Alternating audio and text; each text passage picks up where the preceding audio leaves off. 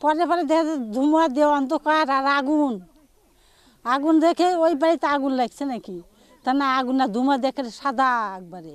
সিরাজগঞ্জের রায়গঞ্জে ইটভাটার বিষাক্ত গ্যাসে কৃষকের ২০ বিঘা জমির আধা পাকা বোরো ধান পুড়ে গেছে বলে অভিযোগ পাওয়া গেছে। এ বিষয়ে উপজেলা নির্বাহী অফিসার ও কৃষি অফিসার বরাবর লিখিত অভিযোগ করেছেন ক্ষতিগ্রস্ত কৃষকেরা।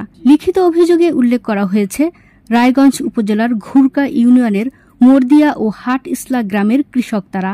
তাদের প্রধান পেশা কৃষিকাজ। তারা কৃষিকাজ করেই জীবন ধারণ করেন, কিন্তু আবাদি জমির পাশে অবৈধভাবে গড়ে তোলা হয়েছে পরিবেশ বিনষ্টকারী সুপার ব্রিক্স ইটভাটা। গত ২৯ মে রাতে সুপার ব্রিক্স ইটভাটা নির্গত গ্যাস ছেড়ে দিলে রোপণকৃত প্রায় ২০ বিঘা জমির আধা পাকা ধান পুড়ে গেছে, যার কারণে আর্থিকভাবে ক্ষতির মুখে পড়েছে তারা। তারা ঋণ করে ইরিবোরো ধানের আবাদ করেছিল। এখন তারা ঋণ পরিশোধের ঝুঁকির মধ্যে আছে। এই ক্ষতি থেকে বাঁচতে তাদের সহায়তা প্রয়োজন। কৃষকেরা অভিযোগ করে বলেন, ইটভাটার বিষাক্ত বাতাস যেদিক দিয়ে প্রবাহিত হয়েছে সেই দিকের ফসলি জমির আধা পাকা ধান পুড়ে গেছে, সাথে সাথে আশেপাশের বিভিন্ন গাছের সবুজ পাতা ঝরে গেছে।